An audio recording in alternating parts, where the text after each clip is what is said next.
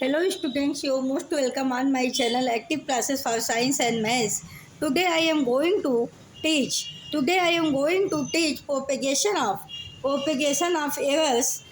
Propagation of errors. आज हम आपको एरर्स के प्रोपेगेशन के बारे में बताने जा रहे हैं कि मेजरमेंट के दौरान जो एरर होता है वो कितने टाइप से किस किस तरह से एरर फाउंड करते हैं हम उसके बारे में हम ये बात बताने आपको जा रहे हैं। सुनिए क्या होता है एरर। जब हम मेजरमेंट वैल्यू से कैलकुलेटेड वैल्यू हमारी या तो डिफरेंट आती है या तो थोड़ा सा एक्चुअल वैल्यू के पास होती है या तो एक्चुअल वैल्यू से काफ़ी दूर होती है, तो ऐसी स्थिति में एरर वहाँ पे एरर शो होता है, क्योंकि कभी भी किसी भी मेजरमेंट का एक्यूरेट वैल्यू हमें नहीं मिल सकता।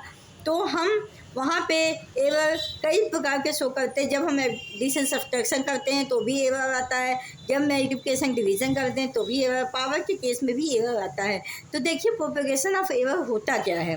What is propagation of error? Propagation of uncertainty. Propagation of error को हम प्रोपेगेशन ऑफ अनसर्टेनिटी भी बोलते हैं।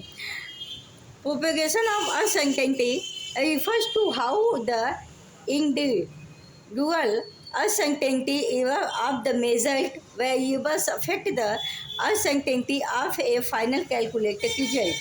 किस तरह से कोई भी प्रोपेगेशन जब हम एरर देखते हैं, जब हम मेजरमेंट करते हैं तो अनसर्टेनिटी हमारी किस तरह से हमारे मेजर्ड वैल्यू के या कैलकुलेटेड वैल्यू से एक्चुअल वैल्यू की कैसे ये फाइंड आउट होती है। और फिर final calculated value result when combining the values. जब हम वैल्यूज को कंबाइन करते हैं, जोड़ते हैं, घटाते हैं, मल्टीप्लाई करते हैं, डिवाइड करते हैं या पावर लगाते हैं, तब ऐसे केस में विद देयर एसोसिएटेड, जब उनका एसोसिएशन होता है किसका, अनसर्टेनिटीज का।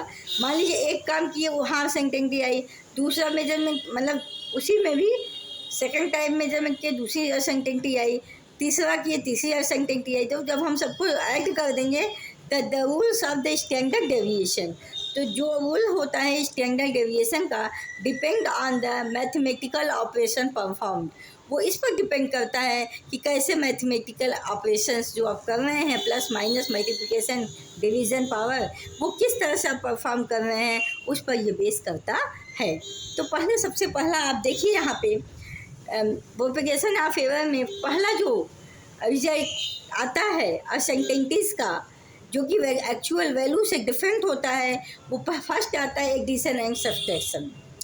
एक जब हम कोई भी चीज़ ऐड करते हैं या माइनस करते हैं, तो अगर हम मान लें कि क्यू की कोई वैल्यू दी गई है, Q is equal to X plus Y minus Z अगर दिया गया, और मान लें जो पार्शियल इसका डिफ्रेंसिएशन है डेल्टा क्यू है, पार्शियल चेंज इसका है डेल्टा क्यू है, तो हमारा जो डेविएशन आएगा, डेविएशन अगर जो पार्शियल डेविएशन थोड़ा सा आएगा एक्चुअल वैल्यू से, delta Q is equal to root of delta X square plus delta Y का whole square plus delta Z का होल स्क्वायर। जब हम डेल्टा एक्स का स्क्वायर करेंगे, जब डेल्टा वाई का स्क्वायर करेंगे, जब डेल्टा जेड का स्क्वायर, इन दोनों को ऐड करेंगे, तब हमारा डेल्टा क्यू जो पार्शियल डेविएशन आ रहा है एक्चुअल वैल्यू से, वो इस फार्मूले से कैलकुलेट किया जाता है, और इसी फार्मूले से एक्चुअल वैल्यू से हमारा मेजर्ड वैल्यू थोड़ा सा डिफरेंट आता है, क्योंकि कभी वो एक्चुअल एकदम एक्यूरेट नहीं आ सकता। सेकंड में आप देखें तो मल्टीप्लिकेशन डिवीज़न, जब हम किसी भी चीज़ को मल्टीप्लाई करते हैं किसी वैल्यू को या डिवाइड करते हैं, तो if Q is equal to X into Y upon Z मान लीजिए क्यू यहाँ पे, क्योंकि ये जो मल्टीप्लिकेशन और डिवीज़न की वैल्यू होती है ये हमेशा फ्रैक्शन में चलती है, क्योंकि डिवीज़न मतलब डिवीज़न में भी होता है, मल्टीप्लिकेशन में भी होता है। तब इसका जो पार्शियल डेविएशन होता है तो इसको फ्रैक्शन फॉर्म में रखते हैं, delta Q upon Q, delta Q upon Q. Delta Q क्या है, पार्शियल चेंजिंग क्यू में, upon Q is equal to root of कैसे होगा, डेल्टा एक्स अपान एक्स का whole square plus delta Y upon Y का whole square plus delta Z upon Z का whole square. ये आपका मल्टीप्लिकेशन और division करने में ये डेविएशन आता है, जिसके कारण हमारी एक्चुअल वैल्यू के एकदम करीब, एकदम एक्यूरेट मेजर्ड वैल्यू नहीं आती है। थर्ड है पावर्स के कारण होता है।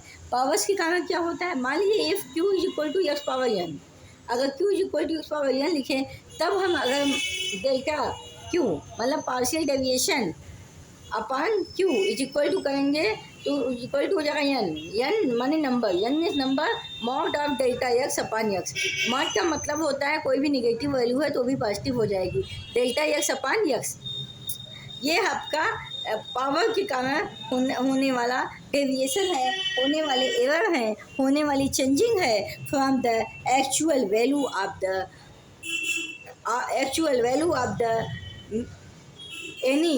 any experiment from their deviation from their measured value। ये measured value और actual value दोनों डिफरेंट होती है, क्योंकि जब हम कोई कैलकुलेशन करते हैं वहाँ पे भी आती है चेंजिंग, पार्शियल ही आती है लेकिन आती, थोड़ी भी चेंजिंग हो गई तो वैल्यू में काफ़ी चेंजिंग आ जाती है। इसीलिए हम कभी भी एरर हमेशा ही मिलता है हमें थोड़ा बहुत, क्योंकि कभी भी हम पूरी सर्टेनिटी के साथ पूरा काम नहीं कर सकते। हम ये चाहें कि अगर कोई भी वैल्यू हमारी जो मेजर्ड है वो कैलकुलेटेड वैल्यू टू वैल्यू के इक्वल आ जाए, तो ऐसा कभी आज तक हुआ नहीं है। इसीलिए एग्जामिनेशन में एक्सपेरिमेंट के दौरान अगर कोई वैल्यू टू वैल्यू के बिल्कुल थोड़ी सी अप डाउन करीब आ जाती है तो ये माना जाता है कि आपने एक्सपेरिमेंट सही तरीके से किया है। तो स्टूडेंट, आज को आपको हमारी क्लास कैसी लगी? ये आज का लगभग आपका लास्ट टॉपिक था जिसको हमने बताया। अब हम आपको एरर का कैलकुलेशन करना भी बताएंगे।